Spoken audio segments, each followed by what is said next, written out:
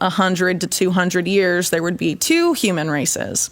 There would be the upgraded, augmented elite who were intellectual and attractive and, you know, were the ones that did everything. And then a dwarf-like, troll-like, squat underclass that eats bugs. A thing, if we all upgrade, I mean, that's how it's being framed, right? But if you look at how these people think, they don't want that. They're looking at feudalism and how do you create a class of slaves that cannot even cognitively rebel ever again. That is not a casual warning. That is Whitney Webb arguing that what gets marketed to the public as innovation, enhancement, and progress could actually be the sales pitch for something much darker, a permanent technological hierarchy. And the reason this clip is so strong is because it doesn't start with science fiction. It starts with history, then moves to modern institutions, then lands on a single terrifying question. What happens when the same people building the systems of digital control also start building systems to modify the human body? Because once this conversation shifts from gadgets to governance, the whole thing sounds different. In a book in 1957, I believe, called New Bottles for New Wine, something like that, Julian Huxley coins the terms transhumanism and talks about how the new eugenics is going to be merging man with machine. So this is basically eugenics rebranded. That opening matters because it frames the entire segment as a fight over language. Not just what technology does, but what it gets called. Now, whether a viewer agrees with that conclusion or not, that's the thesis Webb wants the audience to hear. That transhumanism is not just a tech movement, it's a worldview about redesigning human beings and reorganizing society.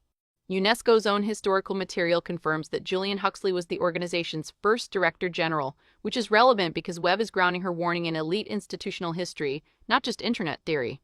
And this is why the clip works so well as a hook. It forces your audience to stop thinking in terms of cool future tech and start thinking in terms of who defines the future of the human being. Then Webb does something even stronger. She stops talking about abstract history and starts naming present-day power centers. You know, if you look, for example, at the new head of the FDA, who very few people have bothered to look into, Robert Califf, he's a former Google Health executive. Google Health has a joint venture with GlaxoSmithKline called Galvani Bioelectronics. I think the former head of that was Moncef Slaoui, who was in charge of Operation Warp Speed. And their focus is what they call bioelectronic medicine, which is, injectable nanotechnology that can manipulate your central nervous system. Is that transhumanism isn't just an ideology floating in books and think tanks. It's being built through partnerships between health agencies, pharma, and major tech firms. And here's the part of that which is directly verifiable. The FDA biography for Robert Califf says he previously served as head of medical strategy and senior advisor at Alphabet, contributing to strategy and policy for Verily Life Sciences and Google Health. And the GSK press release confirms that GSK and Verily created Galvani Bioelectronics to develop implantable bioelectronic medicines that can modify electrical signals along nerves in the body. Now, that doesn't prove every alarm in this clip, but it absolutely proves the central terrain is real. Major institutions are working on technologies that merge software, hardware, and human biology. And once the body becomes a platform, the next fear is obvious: who controls the operating system? We have the person that just purchased Twitter, making a brain chip company. He's also a major contractor to the U.S. military. He has a major conflict of interest with Chinese Silicon Valley equivalents like Tencent. He says, and I love this, he says, that's one of the reasons why I want to get off the planet. He says his work is to find a way to compete against the transhumanistic, folly. You don't believe that at all? I don't buy it, no. Okay. If you look at that company, they had animal trials. Many of the monkeys that was tested and died after the brain chip was put in. If that were my company, I would reformulate everything or shut it down if it was going to kill that many animals, but it's already moved into human trials. This is where the segment gets emotionally sticky because it touches the technology that audiences instantly understand: brain chips. And here again, there is real reporting behind part of the anxiety. Reuters reported that Neuralink faced federal scrutiny over animal testing, with employees alleging rushed experiments and unnecessary deaths. Reuters said the company had killed about 1,500 animals since 2018, including sheep, pigs, and monkeys. Now, to be precise, that reporting does not automatically validate every broader claim Webb makes, but it does support the larger point that invasive neurotechnology is not some distant fantasy. It is here, it is funded, and it is controversial. I talked to Ray Kurzweil once, and I said, you put the nanotechnology, just help me out here, Ray. I'm a science fiction writer. You put the nanotechnology into me, and you control it. Not me, you control it. And I start speaking out about things that you and the powerful don't like. Why don't you just turn me off? Why don't you just, oh, you know what? And all that nanotechnology, and I just die. Sure. And his response was, because we wouldn't do that. Yeah, let's trust us. Yeah. How has that gone for the, past 100 years or Right. so? Right. And if organized crime are the people in charge, are you going to trust them? I mean, they want us to trust them. If you look at the World Economic Forum or even the Biden administration and a lot of their policy documents, one of their main focuses are rebuilding trust with the public, and it's not working. That exchange is the heart of the entire video. Not can this tech exist, but who gets asked to trust whom? Because the political pattern of the last decade has been simple. Institutions lose public trust, then answer by demanding more centralized authority, more data access, and more behavior management. And that's why the clip suddenly pivots from transhumanism to public policy.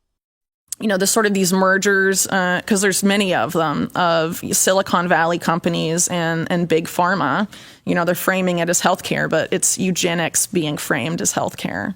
And it's really terrifying. I mean, it's terrifying. It's crazy. There's a lot of words for it, but ultimately it has to be stopped. And unfortunately, COVID has set this precedent where it can be mandatory, or where you can lose your livelihood, where you can not be able to travel. You can basically be placed under house arrest unless you agree to it. This is the section where the clip stops talking about future possibility and starts talking about future possibility and starts talking about precedent.